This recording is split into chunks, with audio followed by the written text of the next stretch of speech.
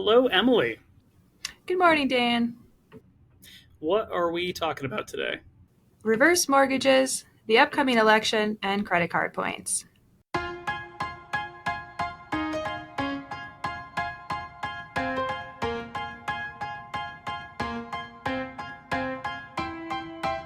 Welcome to the Science of Wealth, where we discuss the science behind financial planning and the art of learning and applying it.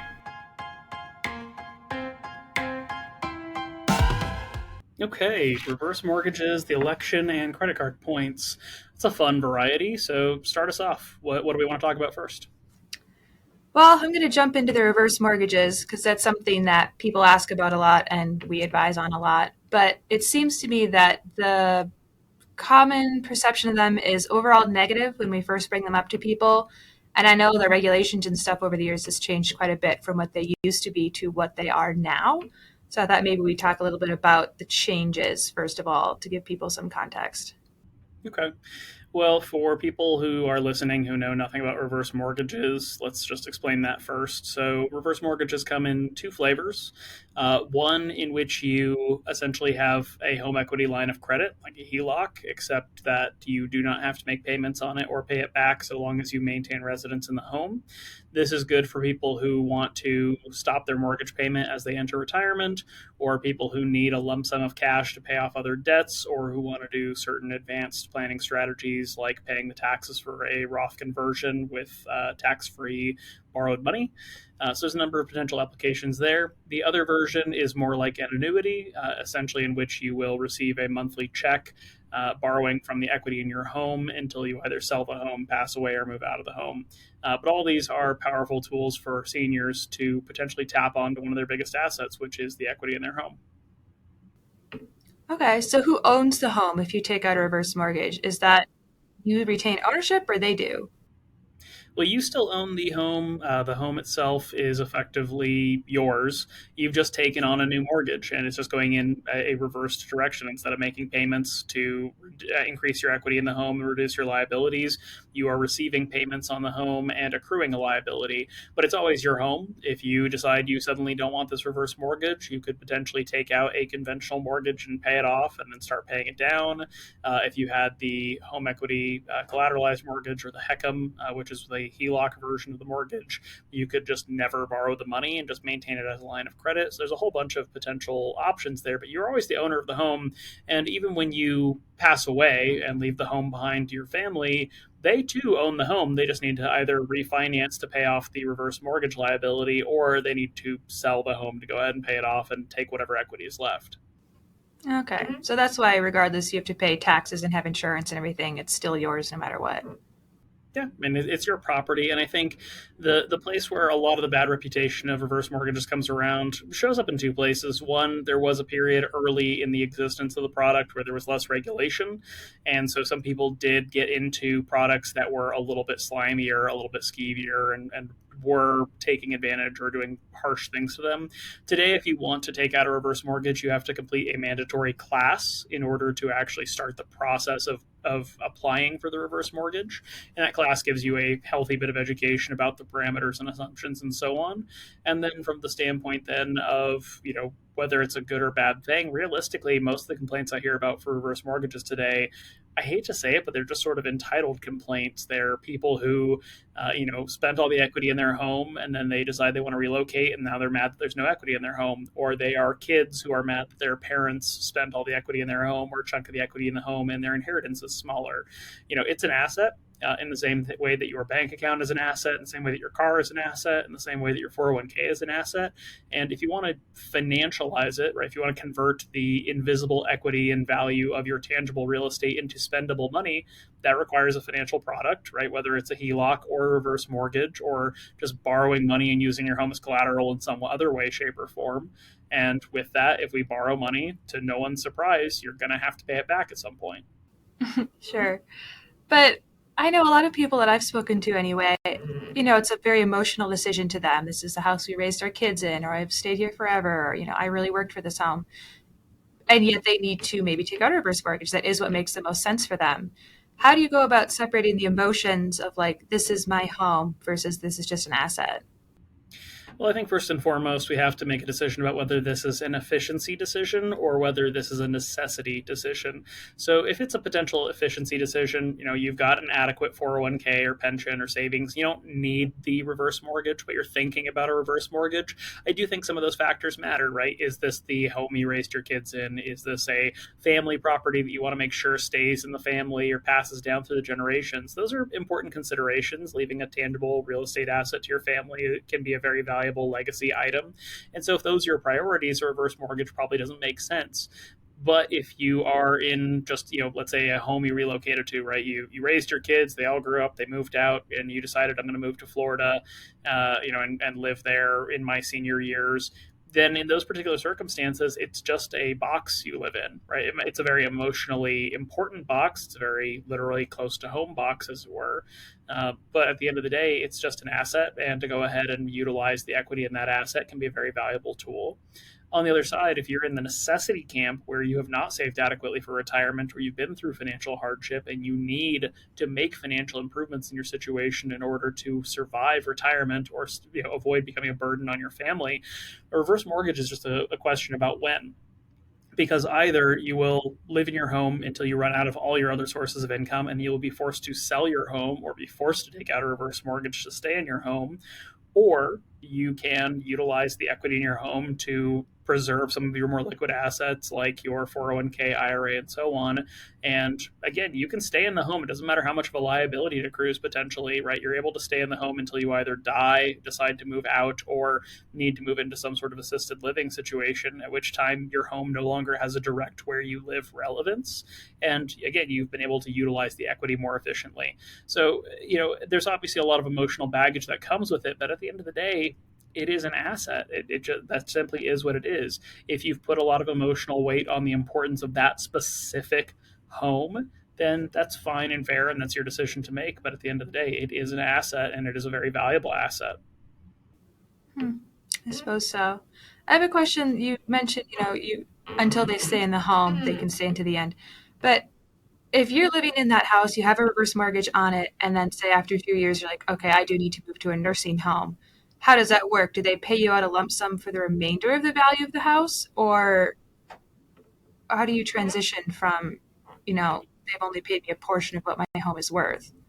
Sure. So let's say it's that situation. If you are single, you are pretty much just going to be selling the house. You could technically take out a new mortgage on it, make payments, but it sounds like in this situation that's really not a practical decision.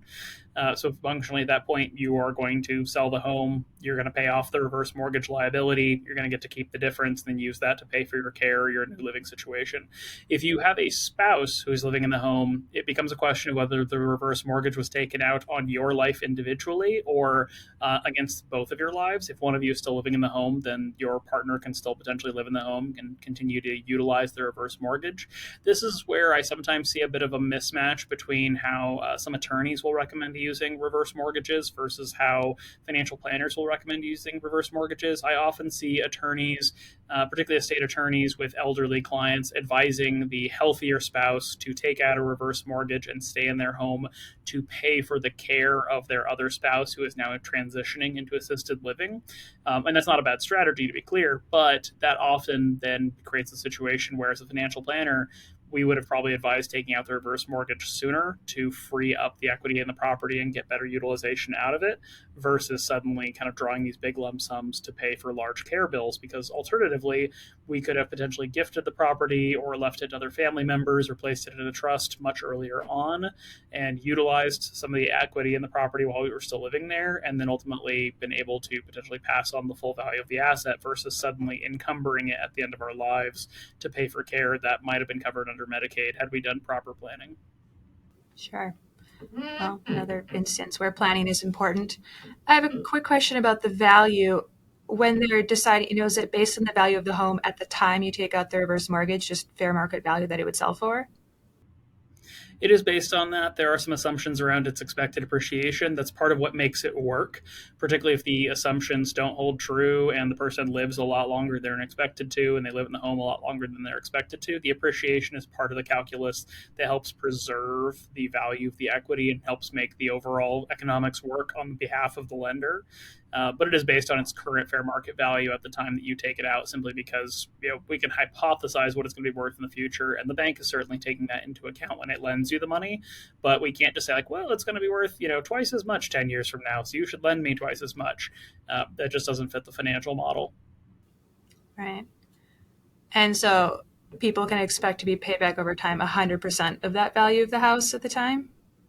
There is typically a buffer between the full fair market value and the actual amount that can be lent on. We typically see about a 2/3 approximation for the value of the home, simply because there is going to be interest on this loan, right? You're borrowing money, it's going to accrue interest. And so if they try to lend you 100% of the value of the home up front, then they are entirely relying on appreciation of the home to make up for the potential interest. So there is essentially 1/3 of the value of the home that's going to be kept in reserve as far as what they're willing to lend you to account for the accrual of interest over time. Sounds like a pretty powerful tool, though, as you're nearing the end of life and trying to plan. Yeah, I mean, you can live effectively rent-free in your home minus property taxes and maintenance and spend 2/3 of its value throughout the course of your retirement and enjoy all the benefits of the home, living in it essentially indefinitely, so long as your health and circumstances permit it. It's not a bad deal. Again, it's not for everybody. It's not the right solution. It's not a silver bullet for every single retirement income problem, but it's a very powerful tool that unfortunately has a very bad reputation because of the history, but also, again, because of some of those have your cake and eat it too feelings people have about it.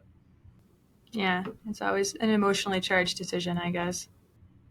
No, I mean, I'll tell you, I recently just pointed out in a Twitter thread that a lot of people who are complaining about reverse mortgages in the cake and eat it too way were being a little bit entitled and not really thinking through the potential value of the thing. And somebody came out and called me a parasite for being in support of them, despite the fact that we don't sell reverse mortgages and we're not in the reverse mortgage business. So I do agree. There is quite a bit of emotional baggage behind it.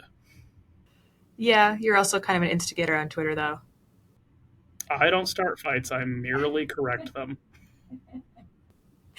All right. On that note, let's turn to a different topic.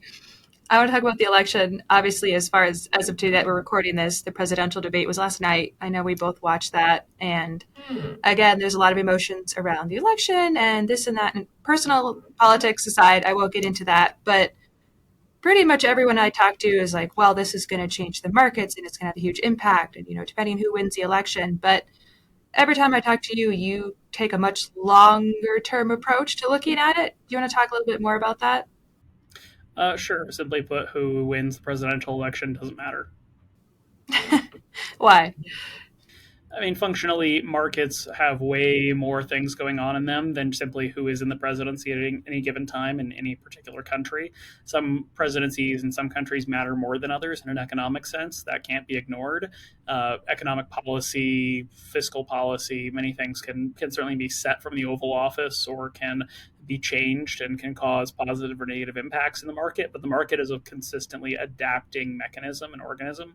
And so from that standpoint, even if you have, let's say, a very pro-market president, that doesn't mean that the market is going to have a very pro-market environment to operate in for a multitude of reasons. Maybe we go through a recession despite the pro-market nature of policy, and in vice versa, just because somebody is sort of bearish on the market or is hawkish on economic policy and locks things down and puts on tariffs and so on, that could hurt the market. But if there's enough enthusiasm in the marketplace, enough innovation in the marketplace, then it's going to overcome that regardless. There have been historic periods where things like stagflation in the 70s, where the market really did flatten out for quite a while because of a multitude of economic factors. But who wins the presidency, who's in the Oval Office, is just one variable out of countless variables that affects the overall marketplace.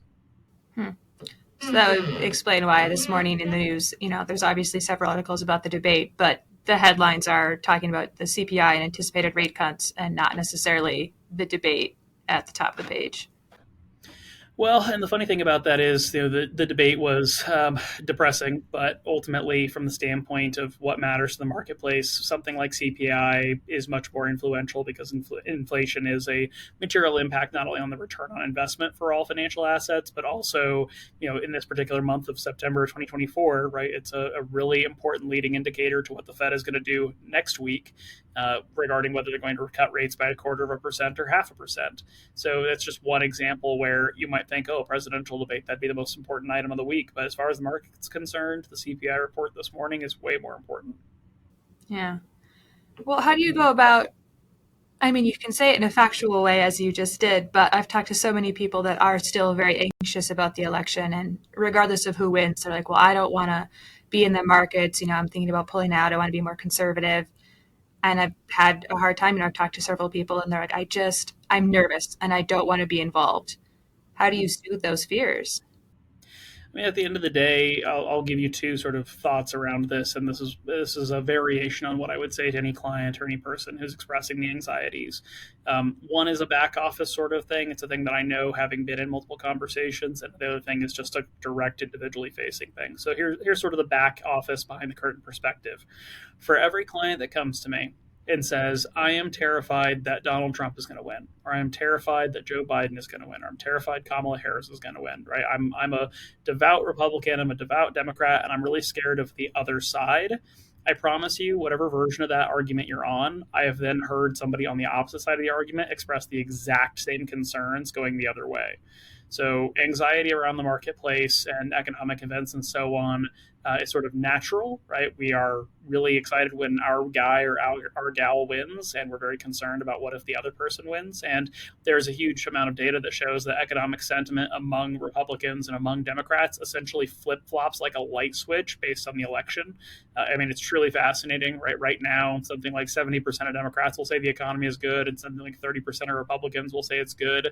But if you went back, 4 years prior to the election, it was something like 70% of Republicans said the economy was good, and 30% of Democrats said it was good. And as soon as the election of Joe Biden happened, that switched almost instantaneously.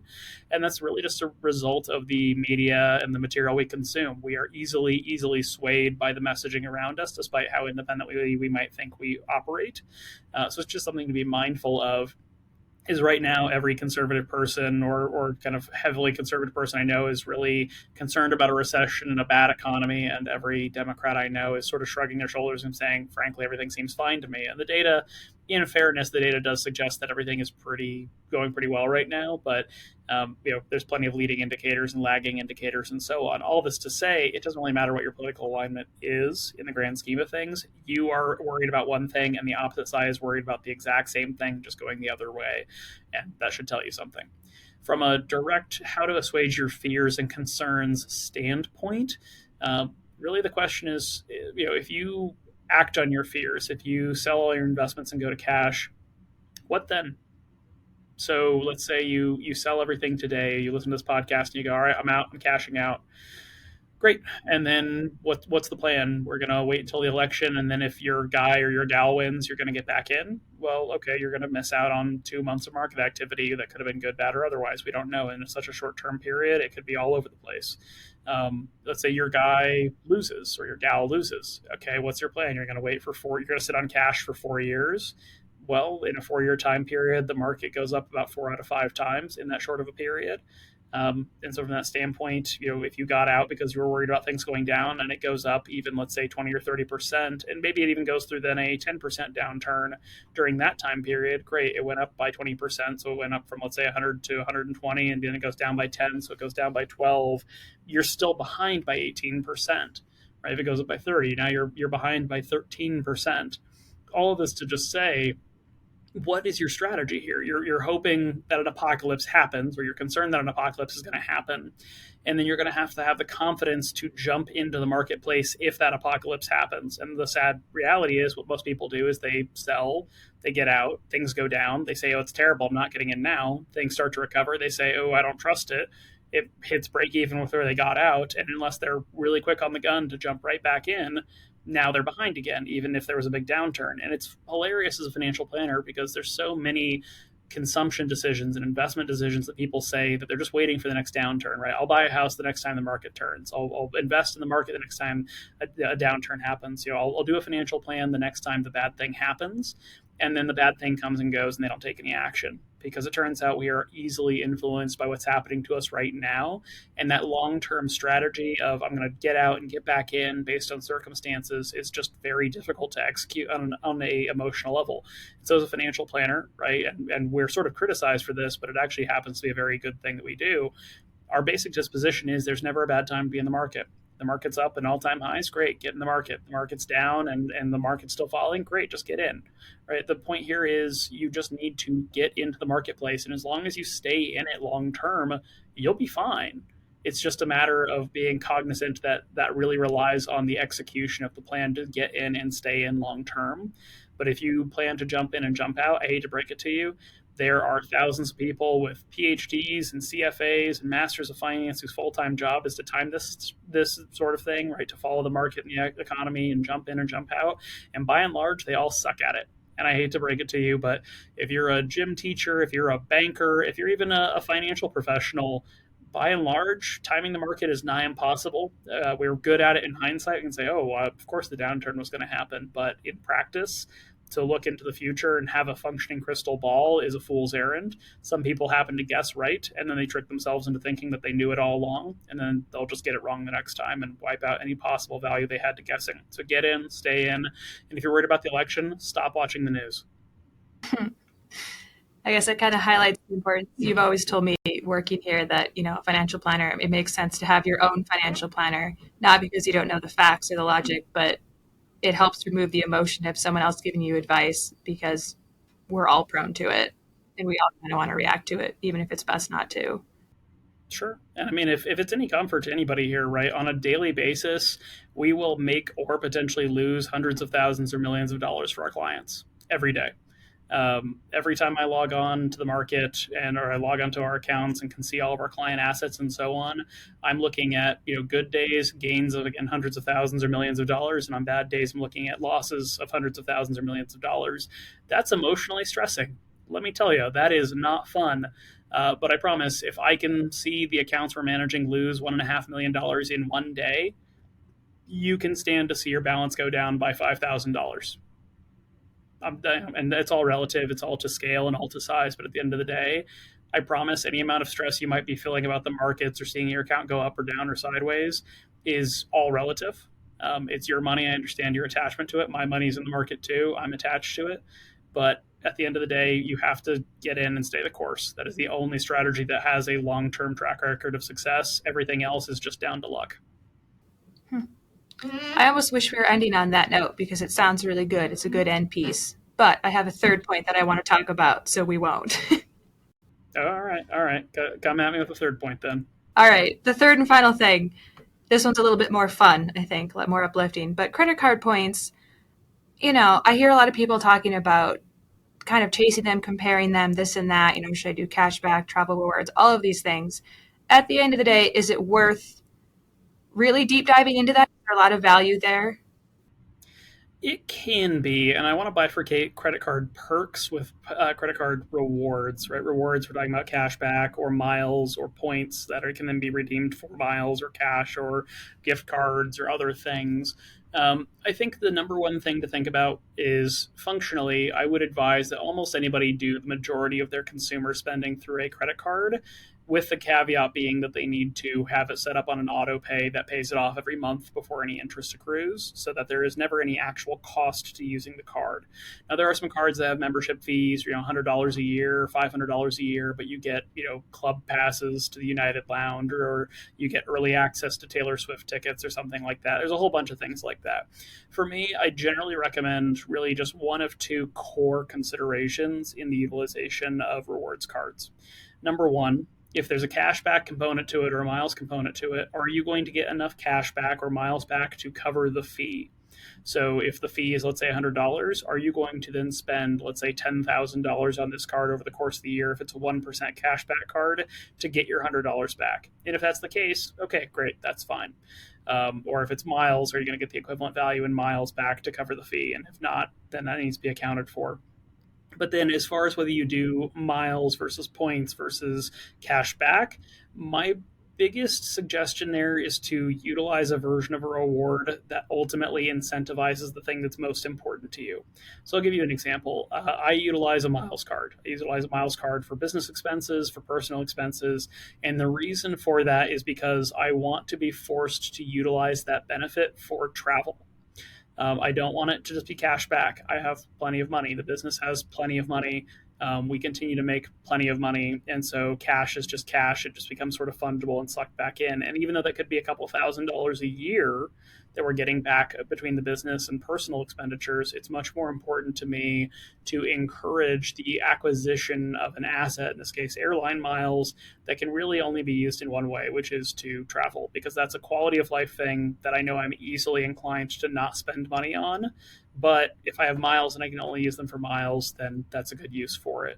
In turn, let's say you're a lower income individual or you are trying to save up for an objective. Cashback might make a lot more sense for you because then it's just going to help subsidize or discount your consumption in a way that makes it easier to save or accrue cash. Now, there are some behavioral finance elements here where people will overspend on credit cards. So I return to the core piece here is you should not be using a credit card to fund things you can't actually afford. You should not be spending more than your paycheck could afford paycheck to paycheck. But it is useful from the standpoint of accruing value in order to enable certain goals or objectives in your life. That's really where I look at it. There are plenty of other tertiary perks like car insurance, travel insurance, little reimbursement things that pop up here or there. There's better consumer protection for credit card spending than there is for debit card spending, so that's another value to it. But ultimately, I look at all credit card points and rewards and so on and ask, great, you should use one of those because otherwise you're just letting them keep the money. But past that point of consideration, what is it supposed to help you accomplish? That's what we should be focusing on. Okay. Does it make sense to plan ahead? I was talking to someone here at work the other day, and he was like, well, if you're going to go on a trip next year, you should sign up for this card that year because then, they get a certain amount of miles when you sign on and this and that. And getting that specific with trying to get points and rewards, is that ever worth it if you're really being nitpicky about it? Or think bigger, think overall, and don't do that? There are certainly points arbitrages. There's whole websites and travel blogs, whatnot, dedicated to, if you take out this card and use it for this, and you take out that card and use it for that, and there's a special promo on this one, and so on and so forth. And if you line up all the planets correctly, you'll end up with enough to take like a first class Emirates flight around the world, and Emirates has the best first class lounges and blah, blah, blah. If you want to do travel hacking, sure. I mean, there's definitely potentially some significant value in it if you go about it and do the research right and stack your consumption and rewards and sign up bonuses and so on correctly. However, be cautious about ruining your credit, number one, because you shouldn't just be taking out a ton of cards all at once. Number two, be cautious about the annual fees or the potential commitments you have in those cards because your benefits could be wiped out by the ongoing obligations of those cards very easily. And then number three, as you consider how you're going to go about that particular experience, bear in mind that you might invest an enormous amount of time into this and that on some level to qualify for certain perks or rewards or promotions, you might then overspend in such a manner that leads you to erase any of the potential benefits to it. So between the actual financial cost and the time and energy costs, you need to have a very deliberate, specific strategy you're executing there, and you have to kind of apply a lot of discipline, or fundamentally you might find yourself doing yourself more harm than good despite the rewards you're accruing. Yeah, there's someone in my personal life I know gets very excited about the credit card offers you get in the mail, sign up for this and you get these miles or this bonus. And it's like, I always get a little bit worried about that she's so excited about them. Not that they can't be good deals, but she's interested. Well, and as sort of the old expression goes, right, the house always wins. So if they're offering you a free $200 if you sign up, or 50,000 miles if you sign up, and so on, they've done the math, and right, and maybe you're going to win, maybe you're gonna work it out and not actually overcommit or lose in that deal. But in the aggregate, the credit card companies, the airlines, the banks, whoever's offering this, has done the math and knows that in the aggregate they're going to make money by offering this to you. So sometimes there are arbitrages to take advantage of, but just keep in mind that they made the offer in the first place and they're expecting to benefit from it. That's true. Are there any ways online to compare? I mean, travel blogs and stuff aside, but I know there's calculators online that will compare cards for you and the points and kind of try to average it all out. Are any of those actually useful, or should you really do the specific research on each card and each offer yourself? I think they're a good starting point because they do help you do some of those base comparisons. I think the thing to keep in mind is that they are only so accurate, right? There's changes in the special offers and promos and things like that all the time. And so it can be very easy to run a calculator and be like, oh, I should get the super duper triple deluxe card from this bank or that place. And that data may not be accurate from the calculator. So you wanted to use it maybe as a starting place to do some research, but then you should still be line by line, really carefully checking out the terms and conditions, what the actual requirements are for getting the sign-on rewards, or 2.5% cash back, or kind of whatever the special terms and conditions actually are. All right, I'll keep that in mind as I try to plan all my future vacations on credit card points. All right. Well, you have had a little bit of time away from the podcast, and you are a newly minted associate wealth planner. So, what has been the big learning point over the last couple of weeks? I don't know. I've been doing a lot of talking to new people, as I was looking forward to, so that's good. And it intrigues me what kind of questions everyone has. I would say there's such a variety to it. I mean, there is the base pattern. Certain people ask you the same things over and over, just, out of curiosity and a basic level of knowledge. But everybody's situation is so specific. I'm still surprised by the questions I'm getting from people that I wouldn't expect, I think. I think something that's hard to wrap your head around is if you've taken a finance class, you probably already know more than 9 out of 10 people in the U.S. population. By the time you get to something like a CFP certification, you know more than 99.99% of the U.S. population in terms of personal finance. And in the gradients between just taking one class and getting all the way to a CFP certification, you are moving the decimal place pretty rapidly. That's not to say anything ill or mean or harsh about anybody in the general population. Financial literacy is simply a very low thing in the United States, and consequently, people are going to have a lot of questions, and frankly, a lot of people have the same questions. Part of why we have the podcast here is just to discuss the very common things we run into or see all the time in personal finance.